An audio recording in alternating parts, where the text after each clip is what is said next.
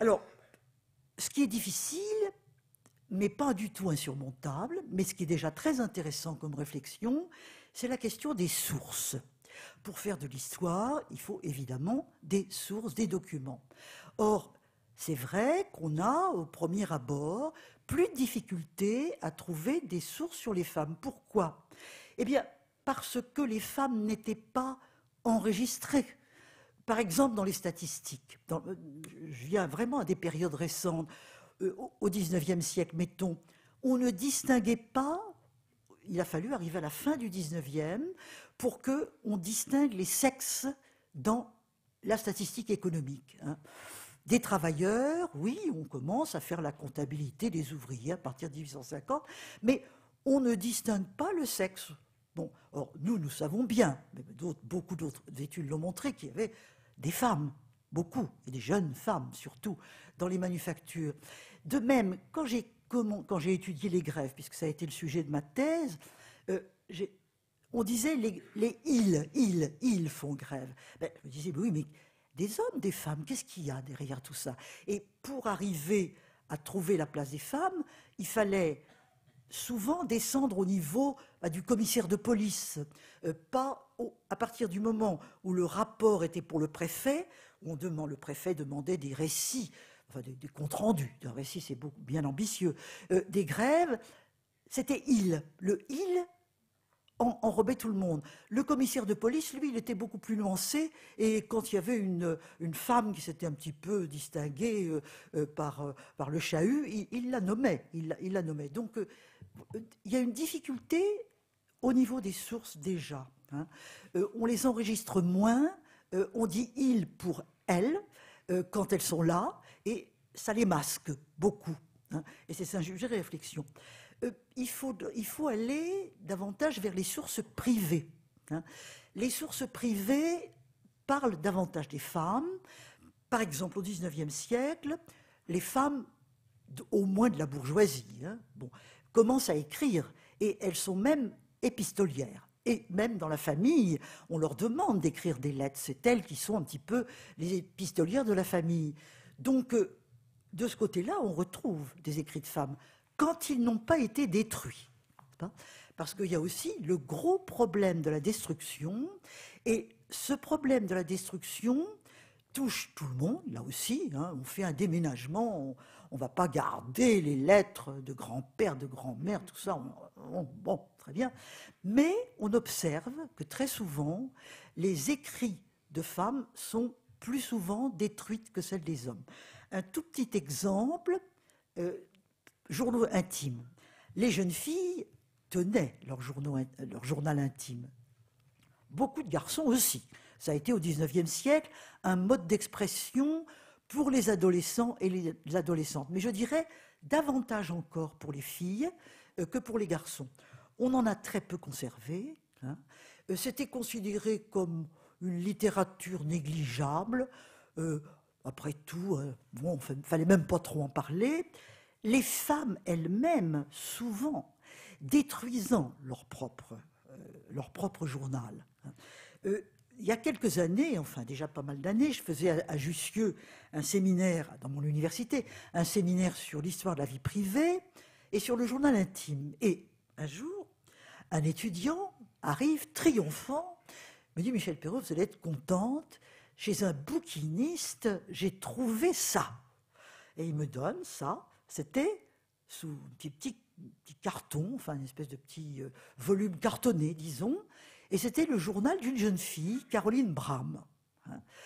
Et bon, au départ, je ne savais pas du tout ce que c'était, mais naturellement, je l'ai lu, j'ai trouvé ça tout à fait passionnant, et il m'a raconté que c'était relégué avec des livres pieux, dans un coin, dans des livres pieux, et vraiment complètement négligé. Et nous nous sommes aperçus, lui et moi, parce que nous avons travaillé ensuite sur ce journal que nous avons édité d'ailleurs, que c'était probablement un petit volume dans une série. C'était un journal d'une période, d'une jeune fille qui visiblement avait tenu son journal pendant très longtemps. Donc on détruit, et les femmes, encore une fois, j'y reviens, se dévaluent elles-mêmes. Hein. La pudeur féminine faisait que souvent on ne voulait pas que ces choses-là soient lues par quelqu'un d'autre. Et donc on détruit. Les lettres d'amour. Beaucoup de femmes détruisent leurs lettres d'amour. Elles détruisent leurs lettres d'amour parce que le sens de l'intime, le sens de la pudeur, et puis aussi, c'est à moi, et si quelqu'un le lit, il ne comprendra pas ce que ça a été. Et même on se moquera de moi, hein, d'avoir aimé tellement un tel. Donc, il y a beaucoup de destruction de ces papiers privés, de ces papiers intimes, par tout le monde, mais aussi par les femmes. Prendre conscience de soi, de l'intérêt que l'on peut représenter, c'est évidemment quelque chose qui n'est pas simple et qui fait partie de la conscience de soi, en quelque sorte.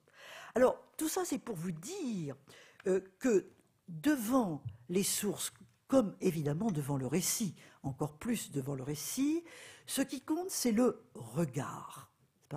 D'ailleurs, en histoire, de manière générale, c'est le regard qui compte. Au fond, qu'est-ce que c'est que l'histoire? C'est le regard qu'une société présente à un moment quelconque porte sur le passé. Elle se demande, bon, pourquoi ça? Qu'est-ce qui s'est passé? Qu'est-ce qui était intéressant, etc. Et par conséquent, toute histoire est un peu fille du présent. Ce que je vous dis là n'est pas du tout pour relativiser l'histoire, pas du tout. Hein. L'histoire a ses méthodes et elle cherche aussi à établir des choses plus générales, à établir une vérité, enfin si on peut y arriver toutefois. Mais malgré tout, les sujets, les objets d'histoire sont un peu fils d'un temps qui change. Par exemple, moi personnellement, dans ma génération, ce qui dominait, c'était l'histoire économique et sociale. Hein, c'était ça. On voulait faire l'histoire de l'économie, des sociétés, et des sociétés, mais des sociétés en les comptant, en mesurant un petit peu ce que pouvait être la bourgeoisie, la classe ouvrière, avec des recensements, etc. etc. On ne s'occupait pas tellement de littérature, on laissait ça aux littéraires, et on ne s'occupait pas de vie privée.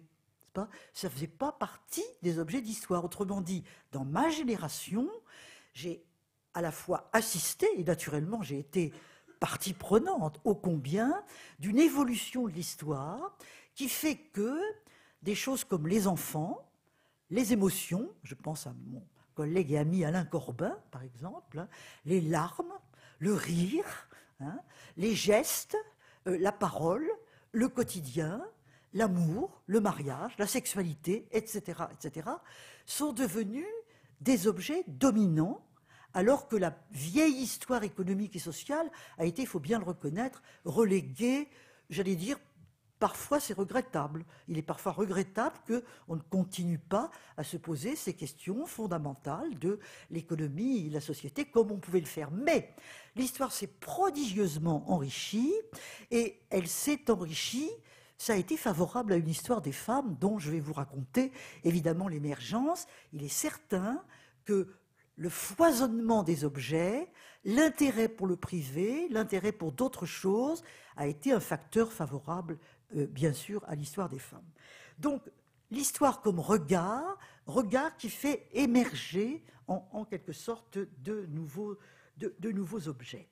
Alors, comment cette histoire des femmes est-elle née? D'abord, il faut quand même être modeste. De l'histoire des femmes, tout de même, il y en a eu avant nous. Il y en a eu avant nous, il ne faut pas exagérer. Des collègues, je pense notamment à Nicole Pellegrin, qui est une spécialiste de l'époque moderne, a cherché à l'époque moderne les écrits sur les femmes, et elle en a trouvé, écrits de femmes par des femmes.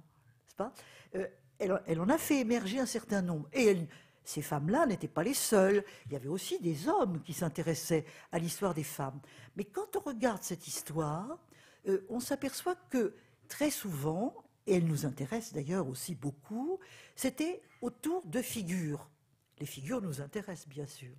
Mais des figures qui étaient un peu des stéréotypes, souvent. Les reines, les saintes et les femmes galantes. Voilà, c'était les trois figures qui, au fond, résumaient un petit peu une possible histoire des femmes. Les saintes, bien sûr, les saintes, bien sûr. Encore que Colette Cognier, qui a écrit un livre sur l'histoire des saintes, elle a fait une statistique très intéressante, je ne sais pas si je vais la retrouver, mais en gros, elle dit qu'il n'y a guère que, dans l'histoire des saints et saintes, il n'y a guère que 30% de femmes. C'est pas ? Autrement dit, les saintes quand même, qui ont certainement été très nombreuses. D'abord, premièrement, les femmes, c'était leur vocation. Hein. Dans l'Église, il fallait qu'elles soient des saintes et qu'elles renoncent, etc. Donc, les saintes aussi ont été dans l'ombre. Hein, et on ne les a pas autant racontées que les hommes. Il y avait là aussi une différence entre les hommes et les femmes. Alors, les reines, bien sûr, les reines, c'est très, très important. Et les reines, on les a beaucoup racontées, un peu aussi dans la perspective de l'histoire française, c'est-à-dire la reine doit n'être que la femme du roi. Il y a eu Aliénor d'Aquitaine. Aliénor d'Aquitaine était une reine extraordinaire, mais elle a été une reine néfaste, selon naturellement les esprits du temps. Si bien que les juristes ont, au XIVe siècle, pris la fameuse loi salique, la loi salique qui dit qu'une femme ne pourra pas régner. Ça sera Aliénor d'Aquitaine terminé, il n'y en aura plus. Et la reine, en effet, n'est que la femme du roi et elle ne peut être que régente.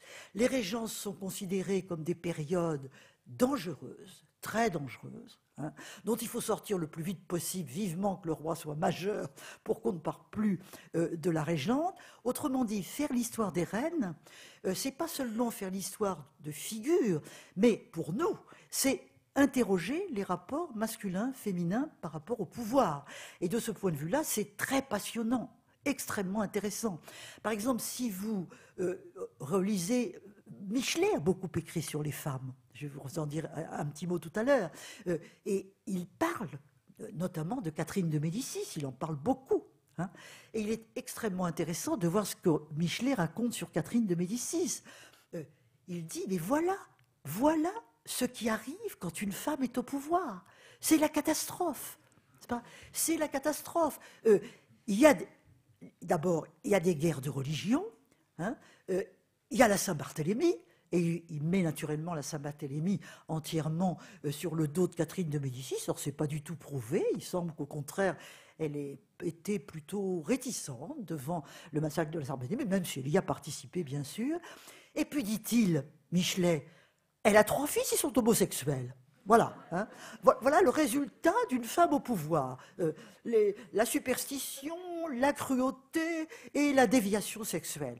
Voilà. Autrement dit, Michelet parle de Catherine de Médicis, mais à propos de Catherine de Médicis, il tient un discours sur le féminin. Hein, et sur ce que le féminin doit être par rapport, évidemment, au masculin. Donc, c'est vrai que ces histoires passionnantes, sur le plan de l'idéologie, etc., du pouvoir, sont extrêmement connotées, absolument. Hein. On peut les regarder comme une histoire tout à fait connotée. Donc, il y a eu des histoires, je viens de vous en citer quelques-unes, mais il est vrai que dans l'histoire, j'allais dire, quand elle devient une science, enfin quand elle prétend être une science, c'est-à-dire à partir de disons, le XIXe siècle. Au XIXe siècle, c'est vrai que les historiens se veulent des scientifiques. Et c'est vrai que, quelle que soit leur idéologie par ailleurs, ils ont un respect du document, de la méthode, de la recherche, de l'accumulation des documents pour pouvoir vraiment parler. Et Michelet en est un excellent exemple. Il a été un très grand historien et nous lui devons beaucoup, même si sur les femmes, nous pouvons ne pas être du tout d'accord avec lui. Donc, c'est vrai qu'à partir du 19e, les historiens disent « nous voulons être des gens sérieux, nous voulons rompre avec le n'importe quoi, avec les merveilles, etc. Nous voulons faire œuvre scientifique ». Mais cette histoire se développe et elle est avant tout une histoire du public. N'est-ce pas ? L'histoire, c'est l'histoire des règnes, l'histoire des guerres. Seigneur Bos, qui a été un grand maître de l'histoire française, quand on lit son histoire, c'est ça. C'est les règnes, les guerres, les lois, très important, bien sûr. Voilà. Du privé, de la famille, du quotidien des gens. Oh si, Seigneur Bos, il en parle bien un petit peu quand même. C'est un esprit tout à fait curieux, ouvert. Mais dans les marges, ce n'est pas un objet d'histoire. Avec l'école des annales, à partir des années 1920-1930, l'histoire économique et sociale alors devient reine. Donc elle laisse de côté l'histoire politique, elle a même tendance à la refouler, mais elle ne prend pas en compte les femmes. La différence des sexes, non, c'est pas un problème qui se pose vraiment aux historiens. Si bien que toute cette histoire magnifique, l'école des annales, moi je suis un peu aussi une disciple de Marc Bloch, Lucien Febvre, et mon maître Labrousse appartenait à l'école des annales. Donc c'est des gens qui ont fait des choses formidables. Mais c'est vrai que cette question-là ne leur paraissait pas digne d'histoire. Quand élève de Labrousse, le grand maître de l'histoire économique et sociale, j'ai été lui demander timidement, monsieur, j'aimerais faire un sujet de maîtrise sous votre direction, un sujet de diplôme, on disait dans ce temps-là. Il me dit, mademoiselle, qu'est-ce que vous voulez faire? Et je lui ai répondu, monsieur, j'aimerais bien travailler sur le féminisme. Il faut dire que c'était 49 et que le deuxième sexe venait de sortir, Simone de Beauvoir. Donc j'étais... il m'a regardé gentiment. Il m'a dit, mademoiselle, vous voulez faire quelque chose de très actuel. Mais il m'a dit, non, vous ne ferez pas carrière avec ça.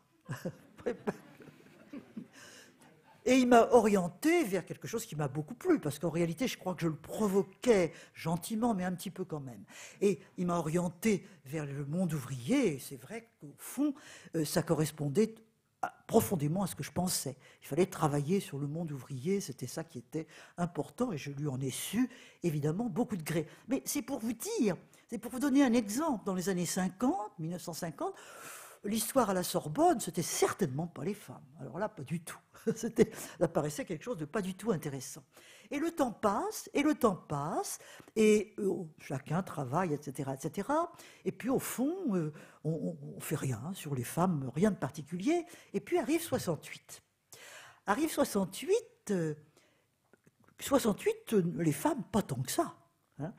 68 est un mouvement assez viril, en réalité. Certes, les étudiantes y étaient. Ô combien elles étaient là, dans les manifs, dans les réunions, ô combien.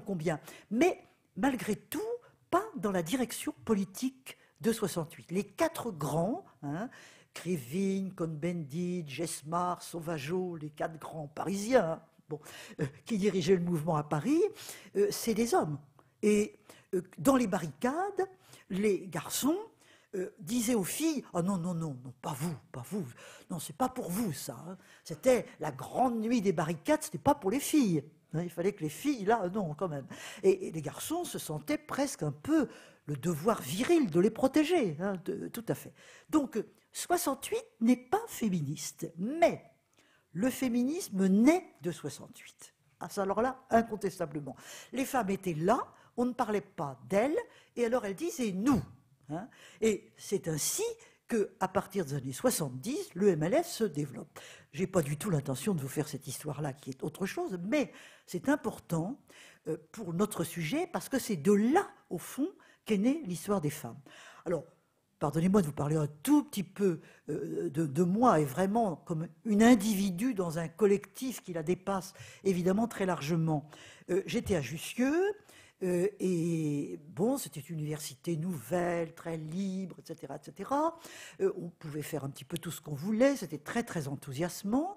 Et puis, le mouvement des femmes auquel je participais, les manifs, tout ça, bien sûr. Et puis, un jour, je me dis, mais quand même, je manifeste, je revendique, mais... Et dans mes cours, qu'est-ce que je raconte sur les femmes? Rien. Alors, je dis à deux de mes amis, plus jeunes d'ailleurs, je leur dis, vous savez pas ce qu'on devrait faire? On devrait faire un cours sur les femmes quand même. Ça serait bien, hein, ça serait bien. Alors elles me disent, bah oui, ça serait formidable. Alors, mais on ne savait pas comment le faire, hein, on n'avait pas de matériaux. Et au fond, on n'était même pas tellement sûr que les femmes avaient une histoire. Si bien, n'oubliez pas, Simone de Beauvoir, les femmes n'ont pas d'histoire. Toute l'histoire des femmes a été faite par les hommes. Je la cite, je la cite. Et naturellement, je ne suis pas du tout d'accord avec elle là-dessus. Pas du tout. Plus d'accord avec elle là-dessus. Mais c'était cela que l'on pensait. Et alors, on a intitulé notre cours, en 1973, Les femmes ont-elles une histoire? Voilà. On a posé la question, les femmes ont-elles une histoire? Alors, je ne vais pas vous raconter naturellement tout ce qui s'est passé, encore que c'était tout à fait intéressant, parce que ce cours a suscité beaucoup d'intérêt, mais aussi beaucoup de résistance. Parce que les étudiants, par exemple, pensaient que nous détournions, les étudiants masculins, nous détournions l'énergie de la révolution. Hein. Et ils disaient, non, les femmes, non, non. Mais il fallait faire la révolution d'abord. Hein. Et après, ça résoudrait le problème des femmes, ce qu'a toujours pensé le marxisme, par ailleurs. Hein. On pourrait y revenir si vous voulez. Par conséquent, c'était... Mais d'un autre côté, ils n'ont quand même pas fait de chahut. Le premier cours a été légèrement chahuté, un petit peu. Hein. Mais c'était un chahut, j'allais dire, bienveillant. Mais bienveillant. Hein. Et notre cours sur les femmes a rencontré de l'intérêt et de la condescendance. Voilà. Hein. Nos collègues, alors là je ne parle pas des étudiants, nos collègues masculins, regardez ça, alors ceux de Jussieu quand même, avec plus de sympathie, avec pas mal de sympathie, mais toujours une légère condescendance malgré tout. C'était... Qu'est-ce qui leur prend? Moi, on m'a dit souvent, Michel Perrault, vous avez travaillé sur les grèves, c'était bien ce que vous avez fait, pourquoi vous n'avez pas continué? Quelle idée d'aller travailler sur les femmes. C'était un petit peu se dévaluer, vous voyez, c'était un petit peu se dévaloriser. Alors, je vais passer rapidement, naturellement. On a fait un cours en 73, ça a eu du succès, les étudiantes surtout, mais des étudiants aussi, s'y sont intéressés, ont demandé des sujets de maîtrise, de diplôme, comme on disait, bon, et le champ a commencé à se développer. Et puis on faisait des séminaires, des cours, on en a fait de plus en plus, et puis on faisait ça à Paris. Mais c'était la même chose en province. À Aix-Marseille, ma collègue Yvonne Knibeller, à Toulouse, Roland Trempé, cher ami, Roland Trempé, morte il y a 2 ans, presque centenaire, c'était formidable, etc. À Paris 8, naturellement, à Vincennes, beaucoup, à Rennes également. Enfin, un petit peu partout, il y a eu des cours qui se sont développés sur l'histoire des femmes et la sociologie. Hein. Nos collègues sociologues, notamment les sociologues du travail, ont été pionnières dans ce domaine. Je pense à Margaret Marvani, à Madame Borzex, toutes ces femmes-là ont véritablement créé une sociologie du travail féminine. Je veux dire par là qu'elles ont posé la question du rapport des sexes dans le travail. Elles ont commencé à travailler sur les ouvrières, les employés de bureau, à poser toute la question de l'inégalité des salaires, des formations, question qu'on ne posait pas tellement avant. Autrement dit, de tous côtés, à partir des années 70, naissent des interrogations sur les femmes, dans toutes les disciplines. Je ne vous parle que de l'histoire, moi, mais c'était pareil ailleurs, y compris en littérature. Y compris en littérature. À Paris 7, j'avais des collègues qui travaillaient sur Balzac. Elles se sont dit, pourquoi on ne travaillerait pas sur George Sand? Et elles ont ouvert des séminaires sur George Sand. C'est à partir des années 70 que George Sand, bien oublié dans l'histoire littéraire et dans l'histoire tout court, est ramené à des stéréotypes, ses amours, etc., qui sont très bien, mais qui ne résument pas son histoire et son importance. C'est à partir de ce moment-là qu'elle a été redécouverte. Et elle a été redécouverte d'abord par les Américaines.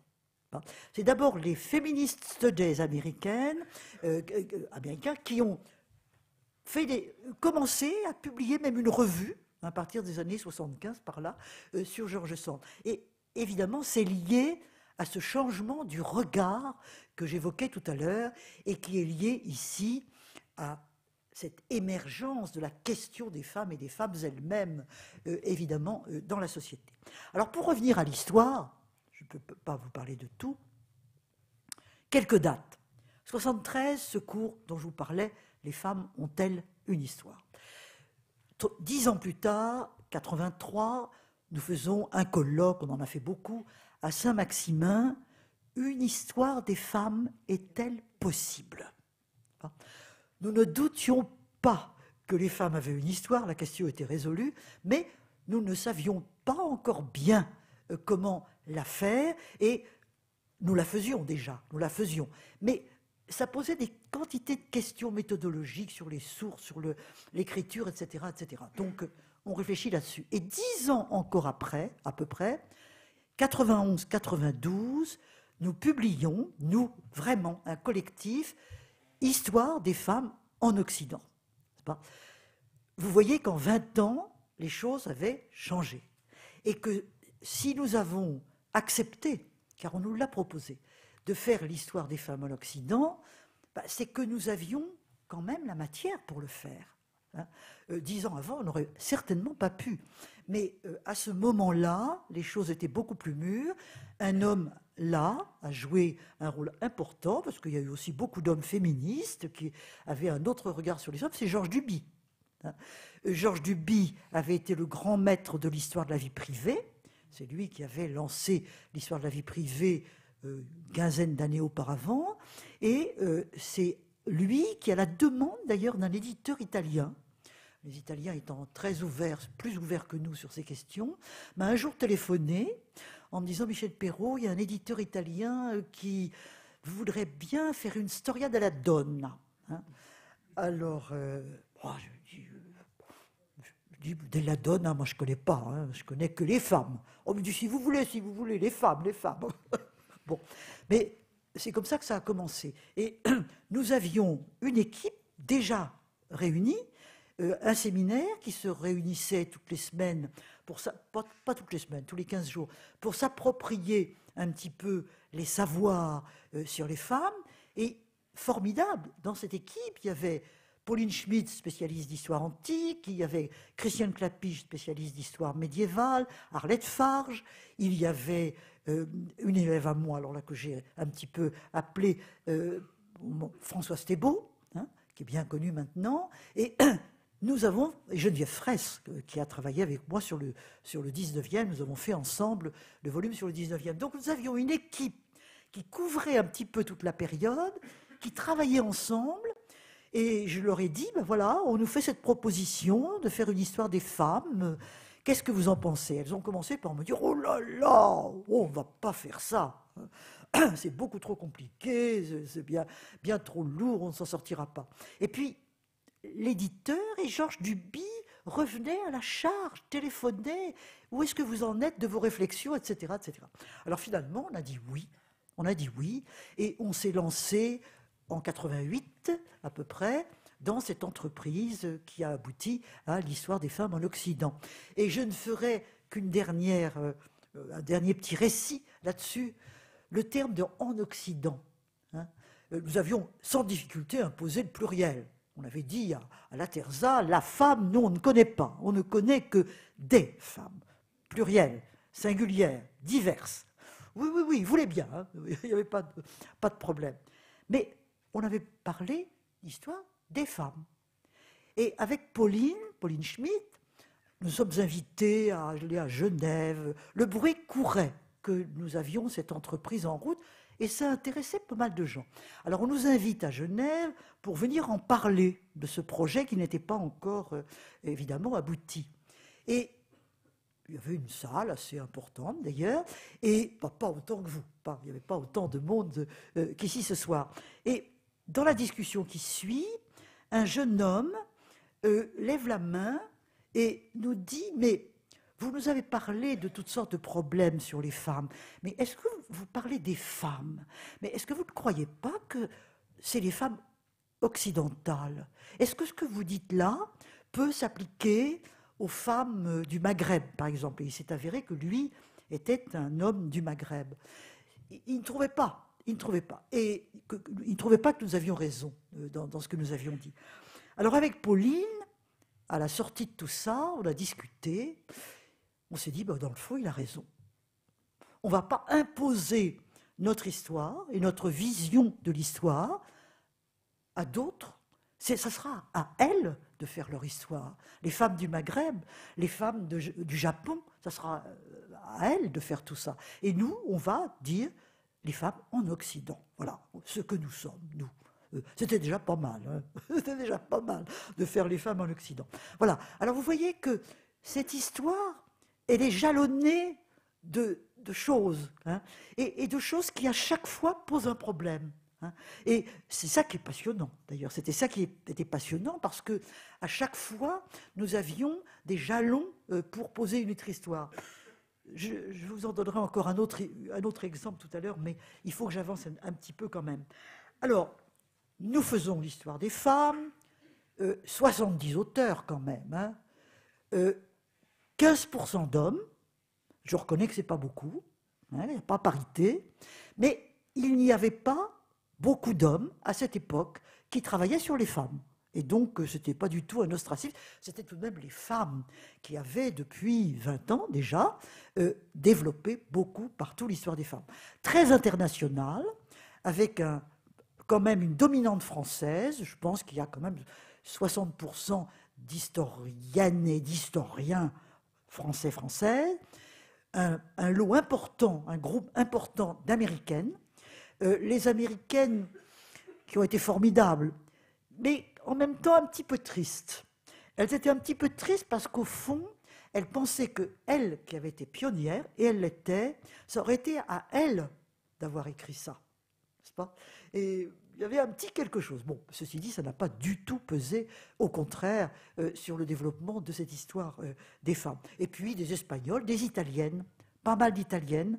Évidemment, l'éditeur était italien, la Terza, mais l'Italie était un pays qui s'était posé de manière différente de la France, différente, la question des femmes, et par conséquent, elles avaient développé aussi beaucoup les travaux. Alors, cet ouvrage a été publié, a eu du succès. Il a eu du succès en France, surtout auprès, j'allais dire, du public, plus que dans l'université. Il y avait toujours dans l'université un petit peu cette réserve sur les femmes, quoi. Qu'est-ce qu'elles veulent, enfin, qu'est-ce qu'elles veulent? Elles nous embêtent un peu tout de même, dans le fond. Et par contre, dans le public, ça fait tilt. Comme si, en effet, il y avait une demande sous-jacente. Et je me souviens, très bien, je n'ai pas besoin de me souvenir beaucoup tout de même, c'était publié chez Plomb. Hein. Je ne vous parlerai pas des questions d'édition parce que ce serait bien intéressant, mais ça a été très compliqué. Finalement, ça a été édité par Plomb. Alors, grâce à Laura Adler, parce que Laura Adler était chez Plomb et elle a dit « moi je veux, moi je prends hein ». Et ça a été comme ça. Et il y avait chez Plomb une femme qui livrait les ouvrages chez les différents libraires de Paris avec un tricycle, une espèce de triporteur. Et elle nous disait, elle venait nous dire, oh, elle me dit, vous savez, quand je transporte l'histoire des femmes, parce que je suis contente. Elle se sentait concernée. Hein, je me souviens, elle était costaud, elle conduisait son tricycle dans Paris avec beaucoup, beaucoup d'ardeur, mais elle venait nous dire, quand c'est l'histoire des femmes, je suis vraiment contente. Voilà, ça me fait plaisir. Donc, il y a eu cet accueil, et l'ouvrage est actuellement traduit en 12 langues. Bon, ça pourrait être plus, hein, ça pourrait être plus. Bon, enfin, après tout, c'est pas si mal. C'est déjà un petit quelque chose. Alors, ce que je voudrais vous dire maintenant, c'est quels étaient les problématiques, les problèmes qui étaient dans cette histoire des femmes. Cette problématique, elle a évolué. Hein. Nous n'avons pas eu le même point de vue, évidemment, au début et à la fin, et les questions se sont un petit peu succédées. Au point de départ, je crois qu'il y avait l'idée de rendre visible, très simplement. Hein. Je vous ai parlé du silence, ce silence qui recouvre l'histoire des femmes. On voulait briser le silence, on voulait sortir de l'obscurité, becoming visible, comme il y a un ouvrage anglais qui s'est appelé comme ça, Becoming Visible. Et nous voulions tout simplement rendre visible. On n'avait peut-être pas tellement d'autres prétentions au point de départ quand on a commencé à faire les recherches. Et puis, il y avait une deuxième image qui était, ou deuxième vision, si vous voulez, représentation, qui était tout de même les femmes opprimées, hein, les femmes victimes. Voilà. C'était quand même ça. C'était les femmes victimes. Alors, on s'intéressait beaucoup aux prostituées, on s'intéressait beaucoup à la naissance, aux problèmes de la mortinatalité des femmes en couche, enfin tous les problèmes des femmes finalement, du corps des femmes, mais du corps des femmes un peu opprimées, les mariages non consentis, toutes ces histoires-là nous intéressaient beaucoup, c'était ça qui nous intéressait. Et c'est par là qu'au fond, on a posé quelque chose qui est beaucoup plus problématique et qui est toujours repris aujourd'hui, la question de la domination masculine. N'est-ce pas ? La question de la domination masculine, elle commence à être véritablement formulée dans les années 80, 90 par là. C'est à ce moment-là que ça prend corps, et je dirais ça prend corps au plus haut niveau. N'est-ce pas ? Georges Duby, dont j'ai beaucoup parlé, était quelqu'un qui était tout à fait pénétré de cette idée-là. Il pensait que la domination masculine, oui, c'était quelque chose sur lequel il fallait beaucoup réfléchir. Par exemple, quand il a travaillé sur l'amour courtois, hein, alors l'amour courtois, c'est toujours très joli, les poèmes, il disait, mais attention, l'amour courtois, c'est un stratagème masculin. C'est quelque chose que les hommes ont mis au fond en place pour mieux conquérir les femmes, mieux les dominer. Enfin, ça a été d'ailleurs très contesté. La thèse de Georges Duby a fait l'objet de discussions. Il a été contesté sur ce point. Bon, mais c'est l'époque aussi où Bourdieu va publier de la domination masculine. Et c'est l'époque où Françoise Héritier commence à mûrir, à écrire même, ce qui va être en 95, donc quelques années plus tard, le fameux ouvrage de Françoise Héritier, Masculin, féminin, tome 1, La pensée de la différence. Ouvrage absolument fondamental, que nous n'avions pas entre les mains au moment où nous avons évidemment écrit notre Histoire des femmes en Occident, mais qui a été ensuite pour nous une source d'inspiration tout à fait considérable, extrêmement importante. Je vous en redirai peut-être un petit mot tout à l'heure. Et puis alors, ensuite, enfin tout ça, ça se conjugue un petit peu en même temps, les femmes actives. On s'est dit, les femmes ne sont pas que dominées, elles ne sont pas que opprimées, elles résistent, elles agissent, elles sont... Il y a une espèce d'agentivité, comme disent les Américaines, l'agentivité, l'action des femmes. Il y a une action des femmes. Et ça nous a évidemment beaucoup... On s'est efforcé de le retrouver. Et de ce point de vue-là, les travaux des ethnologues nous ont beaucoup aidés. De façon générale, l'histoire des femmes a été très pluridisciplinaire, hein, parce que nous avions à prendre aussi bien dans la sociologie du travail dont j'ai parlé tout à l'heure, que dans l'ethnologie. Par exemple, l'ouvrage d'Yvonne Verdier, que vous connaissez probablement, au moins de nom, Façon de dire, façon de faire, la cuisinière, la laveuse, la femme qui aide, et il y en a une quatrième que j'oublie probablement. Il y avait quatre femmes. C'est un ouvrage d'ethnologue magnifique. Françoise Verdier, morte très prématurément, il y a longtemps déjà, dans un accident de voiture, avait étudié le village de Minot, en Bourgogne. Minot, M-I-N-O-T. Et elle avait étudié les rôles féminins.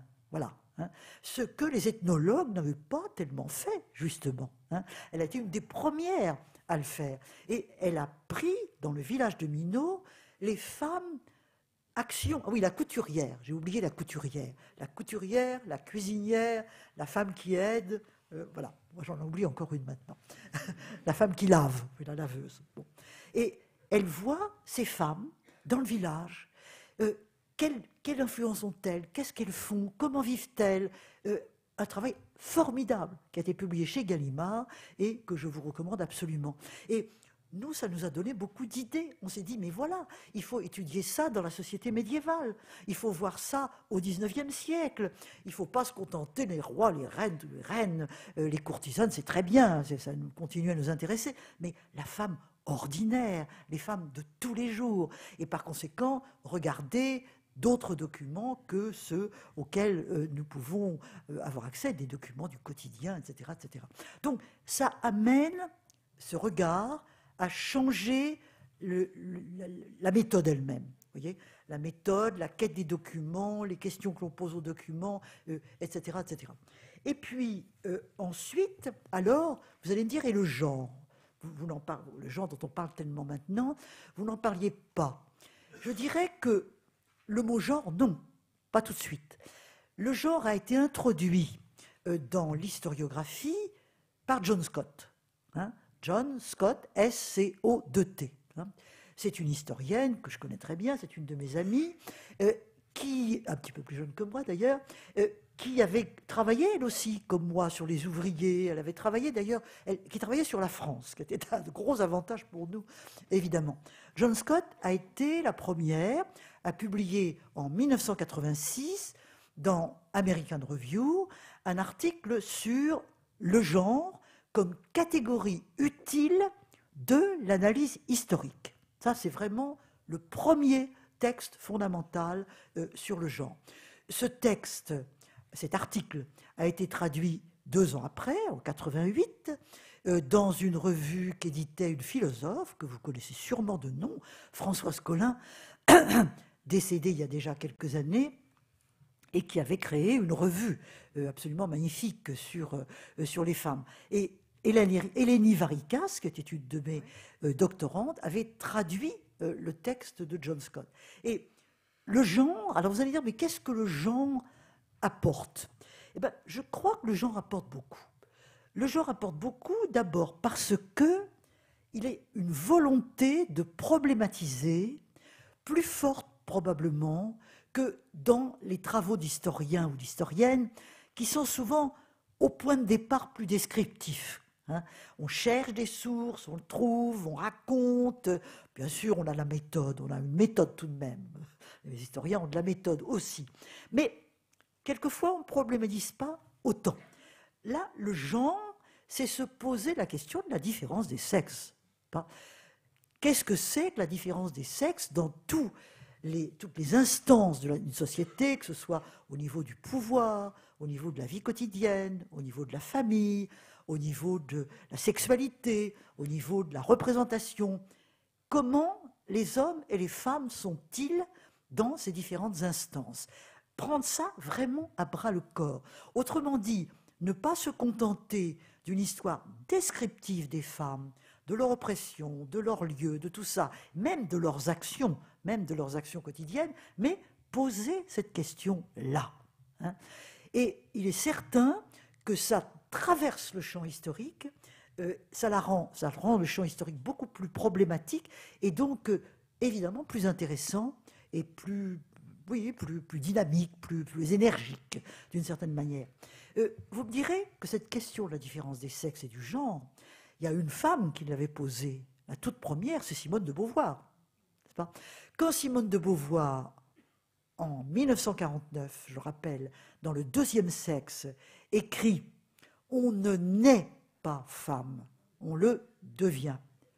Et quelques années plus tard, elle a ajouté dans un de ses textes « On ne naît pas homme, on le devient ».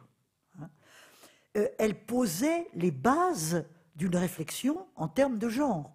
C'est-à-dire que masculin, féminin sont des catégories culturelles nées de la culture et de l'histoire et pas enracinées dans le corps. Certes, on pourrait ajouter, et je pense que le développement de la biologie aujourd'hui amènerait peut-être à formuler encore autrement ce que dit Simone de Beauvoir. Nous naissons dans un corps sexué, mais très rapidement ce corps sexué est pris en compte, dominé, enveloppé par les catégories culturelles, par les mots. Tout de suite, les mots qui désignent c'est une fille, c'est un garçon, sexe de fille, sexe de garçon. Et tout de suite, ça devient culturel, historique, le corps lui-même est évacué. Et d'une certaine manière, poser la problématique du genre, c'est aussi redécouvrir le corps, le dévoiler, le montrer dans sa nudité, essayer de le retrouver autrement. Autrement dit, la problématique du genre est riche, elle a encore un autre avantage, c'est qu'elle pose la question des homosexualités. L'homosexualité est quelque chose que nous avions rencontré, bien sûr, et posé en histoire des femmes. Beaucoup de nos amis engagés, beaucoup d'entre nous engagés dans le mouvement des femmes étaient lesbiennes et se revendiquaient lesbiennes. Et ça leur donnait une force critique peut-être plus grande, justement. Et donc, la question était posée, mais elle n'était pas tellement théorisée. Et là, ça ouvrait la porte à une histoire qui s'est développée à partir des années 90 à peu près, des homosexualités masculines, féminines, avec des grands ouvrages comme Tamagne, Florence Tamagne, Thévenin. Et maintenant, c'est un domaine véritablement qui est développé de manière très importante. Donc, voilà pour le genre. Et vous voyez que c'est quelque chose de très important. Et alors, la question aussi que nous posions de plus en plus, et c'est une question fondamentale, c'était les femmes. Elles sont agents d'histoire, la fameuse agentivité. Elles font des choses, mais ces choses-là qu'elles font, quels effets ont-elles sur la société en général? Quel est, au fond, l'impact? Et c'est la question fondamentale, parce que ça, on l'a toujours nié. On a toujours nié que les femmes, au fond, aient eu aucune importance dans le développement des sociétés, surtout quand on voyait la politique, les guerres, où sont que les hommes, en définitive. Encore que c'est faux. Dans les guerres, il y a les femmes. Hein. Et poser la question des femmes dans la guerre 14-18, c'est quelque chose qui est évidemment extrêmement important. Nous l'avons fait. Hein. On en parle moins aujourd'hui parce que comme la commémoration est surtout à juste titre, ça se comprend très bien. Bien sûr, les poilus sont morts en masse hein, et on ne saurait assez leur rendre hommage. Mais il faut faire attention que les femmes existaient à cette époque. Elles remplaçaient les hommes, elles avaient leur guerre à elles, elles ont souffert de la guerre, elles ont vécu aussi la guerre et l'histoire des femmes leur a réintégré cette place et il faut la penser dans un terme de masculin-féminin, de rapport masculin-féminin très important. Alors, cette question de l'effet des femmes sur l'histoire, je vais vous en donner un exemple. Françoise Héritier, que j'aime hein, et que je vénère absolument, a écrit Masculin-féminin, la pensée de la différence. Et Françoise Héritier, elle est structuraliste. C'est une disciple de Lévi-Strauss et comme tous les structuralistes, elle cherche des invariants, c'est-à-dire ce qui ne change pas. Or, les historiens, eux, sont des gens du changement. Ce qui les intéresse, c'est ce qui change. Hein. Il y a là comme deux points de vue sur les sociétés. Le point de vue de la structure, ce qui reste, ce qui demeure, ce qui persiste, et le point de vue du changement, comment changent ou pas les structures. Et quand Françoise Héritier a publié son grand livre, nous, les historiennes, nous lui avions dit, mais Françoise, quand même, vous dites, on ne connaît que de la domination masculine, on ne connaît que la fameuse valence différentielle des sexes dont elle parle, à la fois dans toutes les sociétés émergées et dans tout le temps de l'histoire. On ne connaît pas autre chose, c'est ce qu'elle dit, et c'est son message très fort. Mais quand même, ça change, il y a du changement dans le temps. Comment est-ce que vous incorporez le changement dans votre analyse des structures? C'est une question dont nous avons beaucoup discuté, et je ne dirais pas que c'est à cause de ça, parce que Françoise Héritier était une femme engagée personnellement dans le mouvement des femmes, et elle n'avait pas besoin de nous pour voir les changements. Mais elle a publié un deuxième volume, Masculin, féminin, tome 2, dissoudre la hiérarchie. N'est-ce pas ? Dissoudre la hiérarchie, ça dit très bien ce que ça veut dire.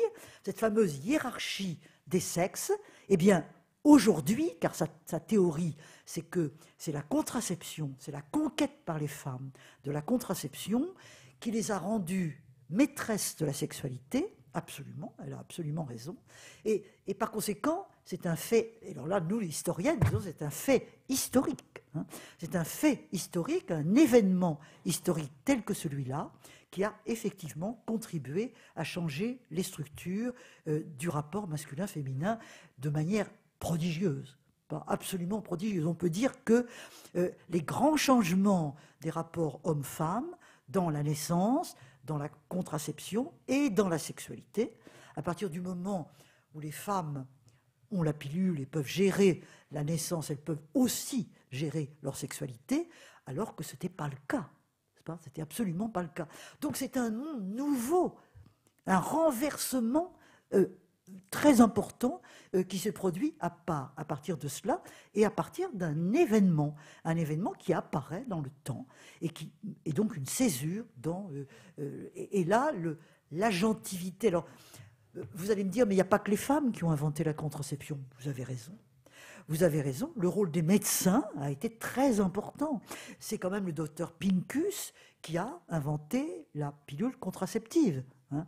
Mais on voit qu'il y avait une demande sociale, une demande féminine, masculine aussi, parce que en France, par exemple, les gens n'ont pas tous les enfants qu'ils pourraient avoir, hein. C'est clair, les démographes l'ont montré très bien, et il y avait donc un désir de restreindre les naissances, d'avoir des enfants quand on veut. Enfin, ce désir est un long désir qui s'exprime à partir de la fin du XVIIIe.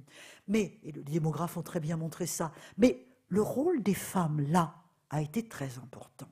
Et ça, on est arrivé à le montrer aussi bien. Autrement dit, les femmes ont commencé à s'emparer de ce problème-là, mezzo voce, n'est-ce pas ? Ne serait-ce que par le timide et de plus en plus insistant d'une femme à son mari, chérie, fais attention.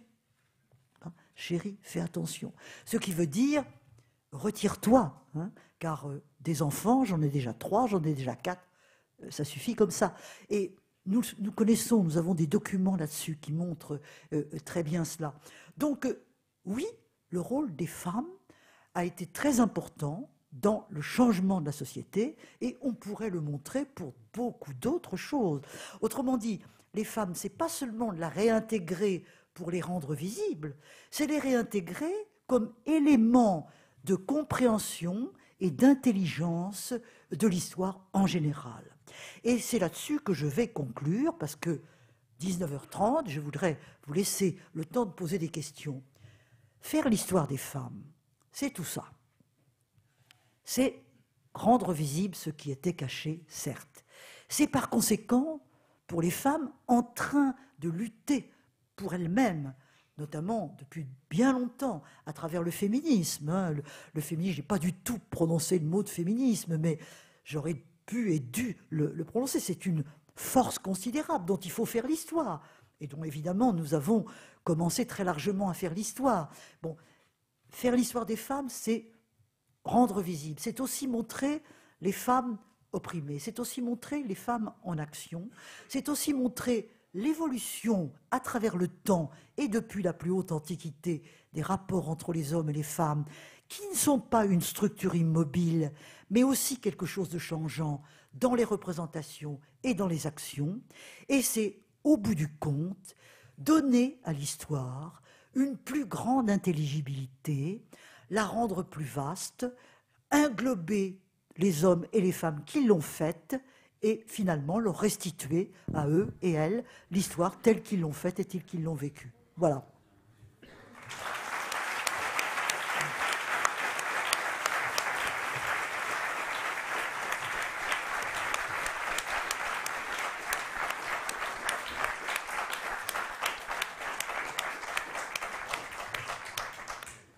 Merci beaucoup. Et maintenant, il nous reste, je crois, une bonne demi-heure. Hein. C'est ça? Même plus? Même un peu plus. Un peu plus. Bon, très bien. Alors, le temps que vous voulez. Oh, d'accord. Vous me posez toutes les questions que vous voulez, et ça sera justement une manière de compléter tout ce que je n'ai pas dit et qui est innombrable. Un très, très, très grand merci. Vous avez évoqué tout à l'heure, en 88, l'histoire des femmes en Occident.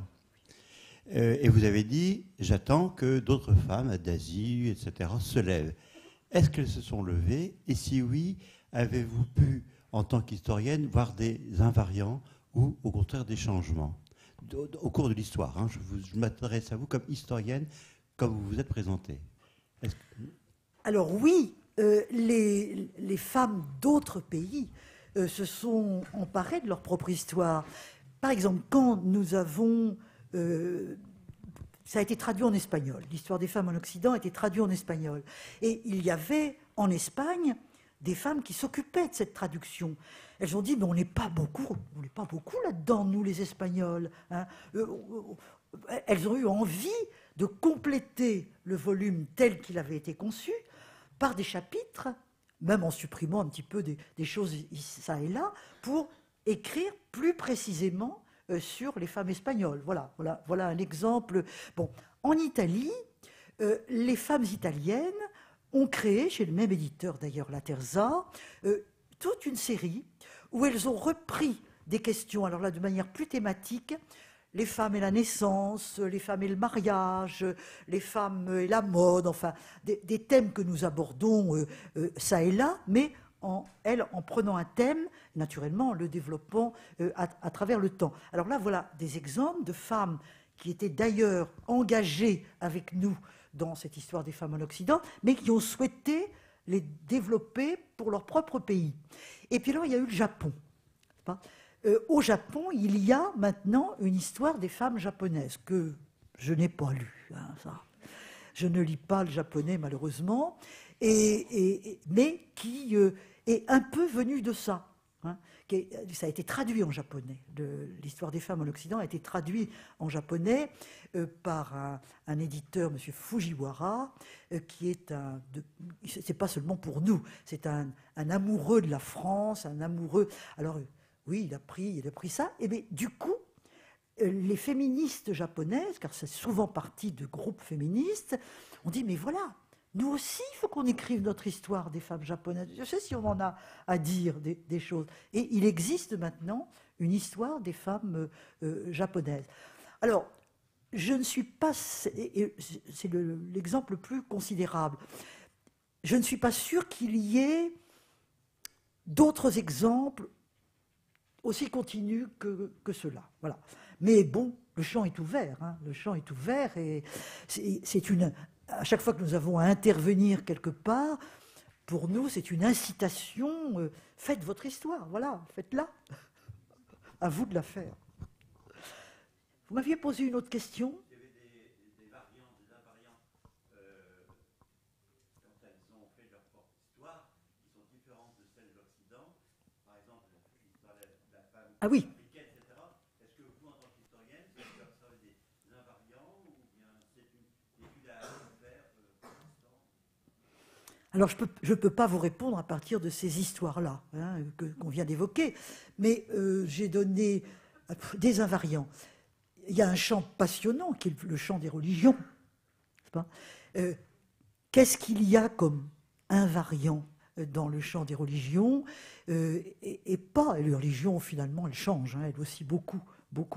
Donc là aussi introduire les structures de pensée, des religions qui ont parfois des analogies entre elles, dans la représentation, dans les rapports masculins-féminins, dans les religions, beaucoup. Hein.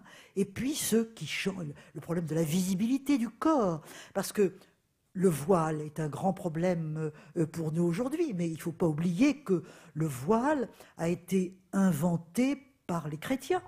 C'est les chrétiens qui, dans le monde occidental, dans le monde méditerranéen, ont inventé le voile Saint-Paul. N'est-ce pas? Les femmes doivent être couvertes dans les assemblées, dit saint Paul, épître aux Corinthiens. Pas?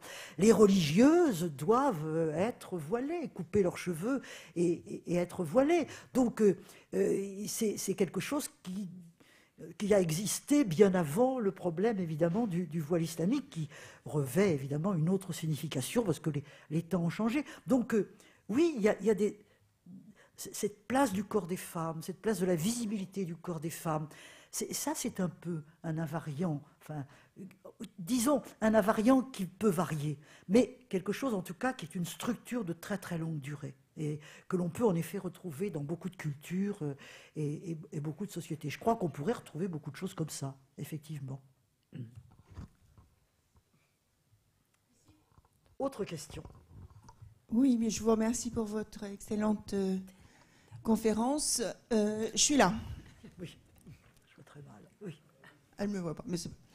Je voulais aussi vous interpeller face à la mort des femmes. Je suis encore surprise de voir dans des faire-part de décès dans le journal que les femmes ne naissent, le lapsus, il est pas mal, ne meurent pas au nom de leur nom. C'est-à-dire, on peut le voir, épouse de monsieur untel, né untel.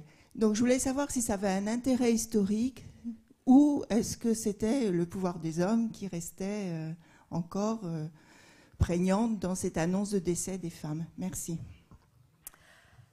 La question, de toute façon, du nom marital oui, c'est une question. C'est une question. Les femmes qui se mariaient prenaient le nom de leur mari. Et pendant très longtemps, c'est apparu comme la normalité même. Hein, la normalité même. Il y a eu même pas ça posait même pas de problème, dans le fond. Ça posait pas tellement de problèmes. Et puis à partir du moment où les femmes prennent conscience d'elles-mêmes, elles se disent, mais pourquoi dans le fond, hein?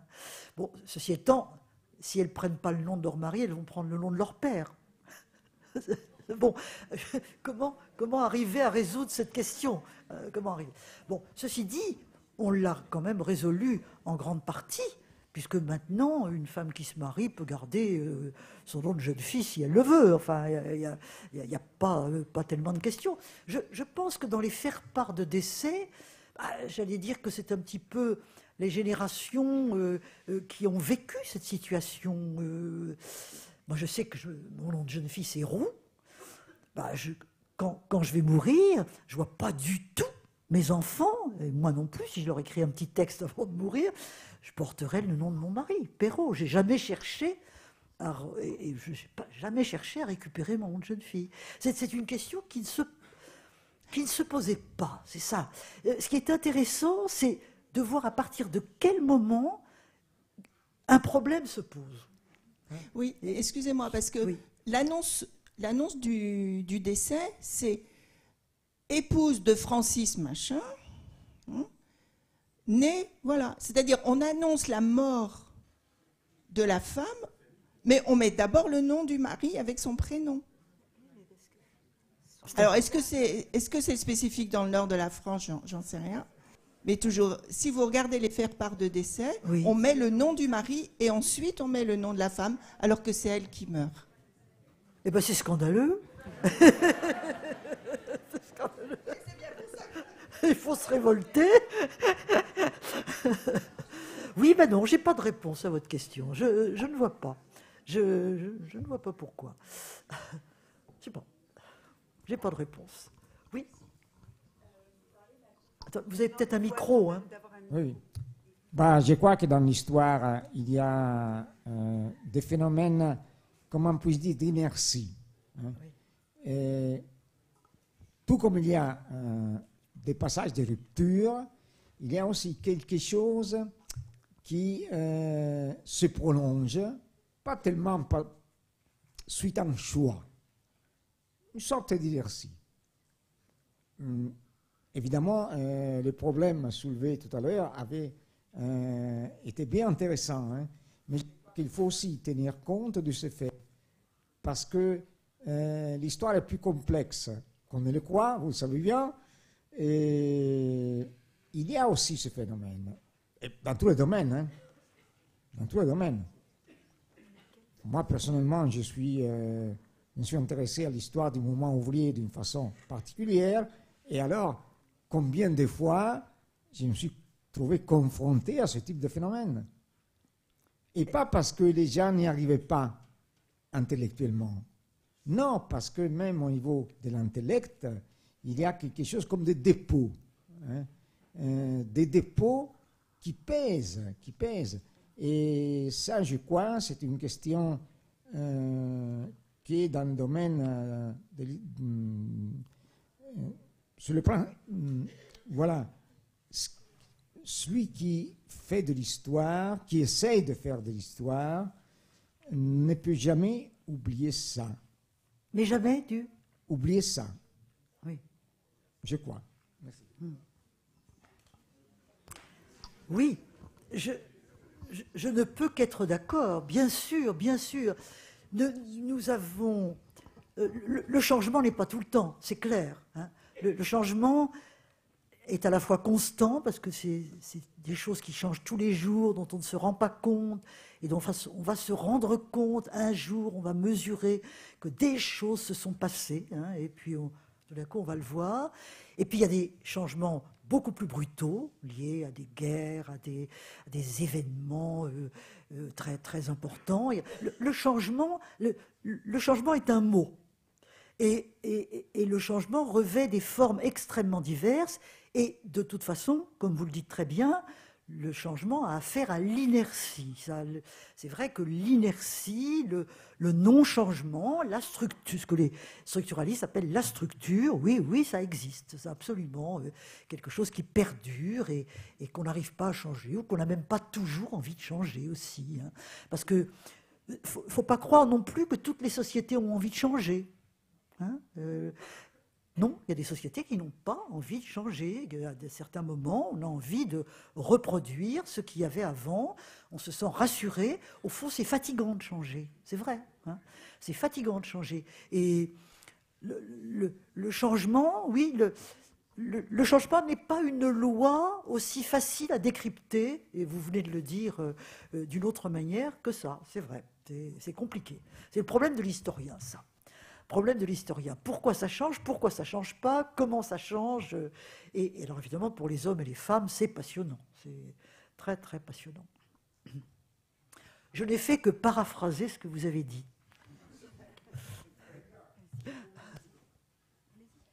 Oui, oui, vous-même. Oui, vous avez décrit la contraception comme un moyen de libération pour les femmes, mais est-ce qu'on ne peut pas également le voir comme un nouveau moyen de domination des femmes par les hommes, et notamment les médecins hommes, mais aussi que ce soit les femmes donc, qui subissent maintenant notamment ces hormones et pas les hommes. Attendez, j'ai besoin. Pourriez-vous parler un tout petit peu plus fort? Oui, ça marche. Est-ce que la contraception n'est pas un nouveau moyen de domination par les hommes sur le corps des femmes? Est-ce que la contraception est un moyen de domination des hommes sur le corps des femmes? Disons que la contraception, me semble-t-il, ne règle pas la question de la domination masculine, bien sûr. Hein. Et certains hommes, en effet, ont pu, après tout, trouver que c'était confortable, que désormais, c'était l'affaire des femmes. La naissance, c'était l'affaire des femmes, et qu'ils n'avaient plus à se soucier de ça, dans le fond. Hein. Ils étaient libérés de ce qu'on leur avait fait quand même comprendre au fil du temps, que c'était quand même un peu à eux de faire gaffe, etc., etc. Donc oui, ça a peut-être pu être un moyen de dire aux femmes, puisque maintenant vous avez les moyens de gérer tout ça, il n'y a aucune raison que vous vous soustrayez au plaisir. Hein. Vous êtes un corps disponible. Je ne dis pas que c'est ce qu'ils ont dit, mais ils pouvaient en effet dire... Il n'y a plus de raison de se refuser à l'amour, hein, puisque vous pouvez parfaitement gérer tout ça. Oui, c'est une possibilité, mais une parmi d'autres. Et je crois que malgré tout, le fait pour les femmes de gérer leur contraception les rend quand même maîtresses d'elles-mêmes, beaucoup plus quand même. Je ne sais pas si vous êtes de mon avis, mais c'est quand même... il ne faut pas se défaire de ça, je pense quand même. C'est quand même quelque chose de très, très important. C'est ouvert à la discussion, visiblement. C'est à moi ou pas? S'il vous plaît. Oui, Madame Perrault, je suis ici. Oui. Simplement, je voulais savoir, une question qui me vient comme ça, en paraphrasant un peu le titre, je voulais savoir si l'histoire des femmes, l'histoire singulière des femmes ou l'histoire de femmes singulières, qu'est-ce qu'elle apporte à l'universel de l'humain? Pour ne pas dire à l'universel de l'homme, mais entendu au sens d'humain. Elle sert, me semble-t-il, d'abord à critiquer la notion d'universel. Qu'est-ce qu'un universel qui ne serait que masculin? Et pendant très longtemps, l'universel, c'était les hommes, dans le fond. Regardez la citoyenneté française. Tous les hommes naissent et meurent et demeurent libres et égaux en droit. D'accord, mais le Code civil Napoléon dit c'est l'homme qui est chef de la famille, les femmes obéissent. Bon, le droit de vote, pourquoi les femmes voteraient-elles? La politique n'est pas pour elles. L'universel, là, dans ce temps du 19e siècle, et encore d'une large partie du 20e siècle, c'était la bonne conscience masculine quand même. Et par conséquent, faire l'histoire des femmes, c'est d'abord critiquer ces notions qu'on nous donne, qu'on nous assène, et qui se révèlent incomplètes, voire masques à une réalité qui ne correspond pas du tout. Donc, universel, bien sûr. Il n'y a pas plus universaliste que moi. Il y a quelque chose que je voudrais vous... Ça va être l'occasion pour moi de revenir sur différentialisme et universalisme, qui a été un problème que nous avons beaucoup discuté en histoire des femmes. Mais universalisme, oui, mais à condition que cet universel englobe la différence des sexes et est en lui-même une notion de l'égalité des rapports entre les sexes. Je ne parle que du sexe ici, mais on pourrait évidemment parler aussi des rapports de race. Qu'est-ce qu'un universel qui ne reconnaît pas l'égalité avec l'autre race? Autrement dit, je pense qu'il y a une charge critique qui me paraît importante. Alors, puisque vous me donnez l'occasion de revenir sur universel et différentialisme, ce qui n'est pas votre problème, d'ailleurs, ce n'est pas tout à fait ce que vous disiez. Les féministes des années 70, 80 et un peu après discutaient beaucoup là-dessus, beaucoup. Et il y avait vraiment deux versants, ce qui prouve qu'on peut ne pas être d'accord. Et je crois qu'il faut d'ailleurs insister là-dessus. Il faut dire qu'il y a plusieurs féminismes. Il n'est pas honteux de penser qu'on est d'accord sur un certain nombre de choses et peut-être pas sur d'autres, et qu'on voit les choses différemment. Je crois qu'il faut être large de ce point de vue-là. Eh bien, les différentialistes disaient femme. Il faut penser femme, c'est-à-dire le corps des femmes, l'écriture des femmes. Qu'est-ce que c'est que l'écriture des femmes? Il faut développer l'écriture des femmes. Il faut véritablement se penser en femme. N'est-ce pas? Et à la limite, ça c'était Monique Wittig qui disait ça, la seule femme, au fond, c'est la lesbienne. N'est-ce pas? Parce qu'elle refuse complètement la domination masculine et elle porte véritablement la féminité, en quelque sorte la féminité. Donc, et toutes les femmes n'étaient pas d'accord là-dessus, bien sûr. Mais il y avait beaucoup de femmes, chez les littéraires surtout. Il y avait les psychanalystes et les littéraires. Il y avait un peu une division dans les disciplines. Les littéraires étaient très tentés par ça, parce qu'elles disaient, oui, voilà, pour nous, un beau programme, c'est de retrouver les écrivaines femmes, et l'écriture des femmes, essayer de voir s'il y a une écriture des femmes. Oui, il y a probablement une écriture des femmes. Il faut la trouver, il faut la promouvoir, etc., etc. Et les psychanalystes aussi. Les psychanalystes s'enfonçaient, au fond, dans le féminin, prendre à bras le corps le féminin, au sein de la psychanalyse, et réfléchir là-dessus absolument. Et ça a été notamment Antoinette Fouque. Oui. Antoinette Fouque, Psychépo, il y avait un séminaire qui s'appelait Psychanalyse et politique, qui développait beaucoup ces théories-là. Il y a eu Lucie Rigail, la grande psychanalyste Lucie Rigail. Il y avait un autre versant, beaucoup plus beauvoirien, qui se revendiquait de Simone de Beauvoir, qui était majoritaire quand même, je dois dire, et qui était surtout chez les sociologues, les historiennes, de ce côté-là. C'était, les anthropologues aussi d'ailleurs, c'était, non, l'universel. Voilà, le masculin-féminin, nous revendiquons l'universel. Le féminin n'est pas une catégorie particulière, c'est une manière d'être humain, de l'être humain, une manière d'être de l'être humain, mais naturellement qui est aussi universelle que l'homme. Et arriver à rendre l'universel bisexuel, peut-être plus d'ailleurs, Derrida disait ni un ni deux, mais trois. Il faisait face, il pensait au transgenre, par exemple. C'était, voilà. Alors, cette discussion-là, vous ne pouvez plus vous imaginer aujourd'hui à quel point elle a été clivante. Mais clivante au point que des femmes ne se parlaient plus à cause de ça. C'est vrai. Et quand Antoinette Fouque est morte, je suis allée à son enterrement, je l'avais d'ailleurs rencontrée quelque temps auparavant, elle m'avait d'ailleurs dit « Michel Perrault, vous et moi, on n'a pas été d'accord, on devrait écrire un livre sur nos désaccords. » Je dis « Oui, peut-être, on verra. » Bon. Je suis allée à son enterrement, bien triste d'aller à son enterrement. Eh bien, croyez-vous qu'il y a des femmes qui m'ont dit « Michel Perrault, vous êtes allé à l'enterrement d'Antoinette Fouque ?» C'est incroyable. C'est incroyable. Je trouve que c'est incroyable. Et en Italie, les Italiennes étaient très généralement différentialistes. Alors elles, véritablement, ça se comprend très bien dans la culture italienne, où le masculin et le féminin sont très clivés, où le rôle de la femme, la mère, enfin, est très, très, très important, magnifié même. Alors elles se sont emparées de ça en essayant de le déconstruire, en essayant d'en faire l'histoire, mais en se revendiquant du féminin. Un féminin qu'on allait rendre triomphant, un féminin qu'on allait revendiquer, mais un féminin féminin. Voilà.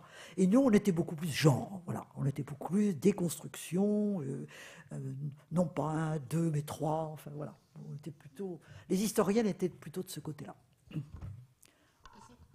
Alors voilà ce que vous m'avez donné envie de dire. Vous voyez ? Juste devant. Du coup, je voulais juste revenir sur la contraception parce que vous avez dit que c'était une possibilité.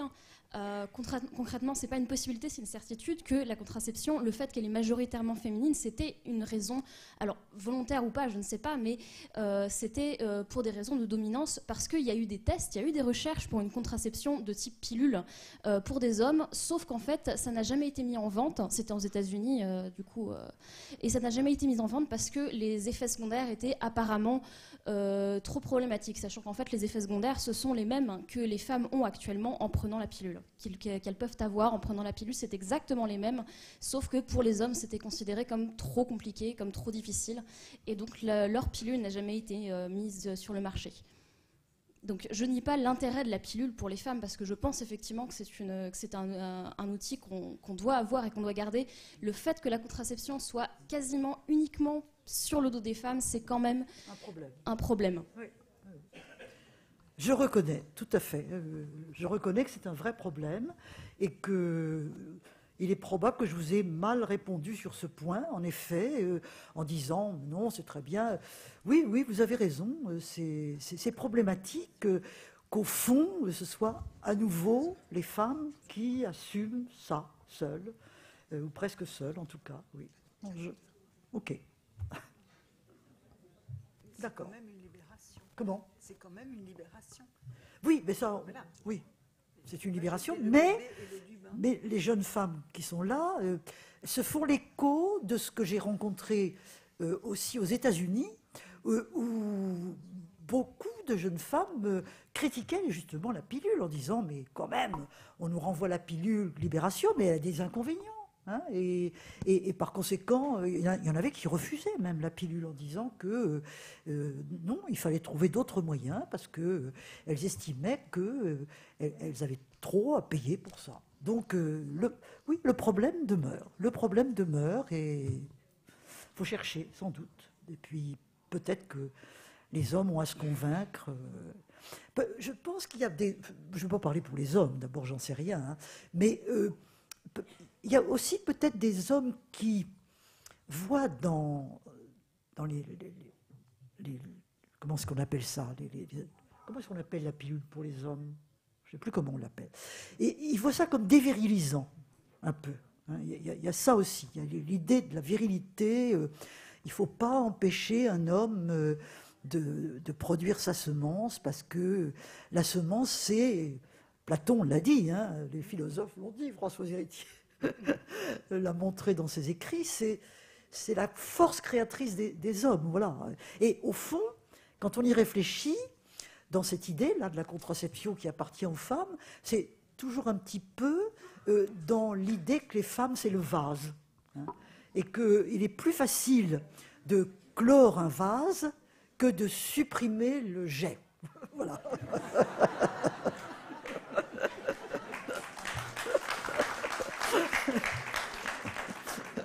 J'y ai pas réfléchi, ça vient comme ça.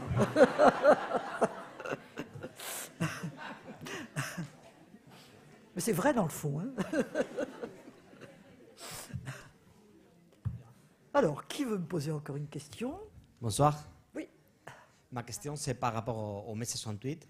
Alors, la lutte féministe est l'un des sujets traditionnellement attribués à mai 68.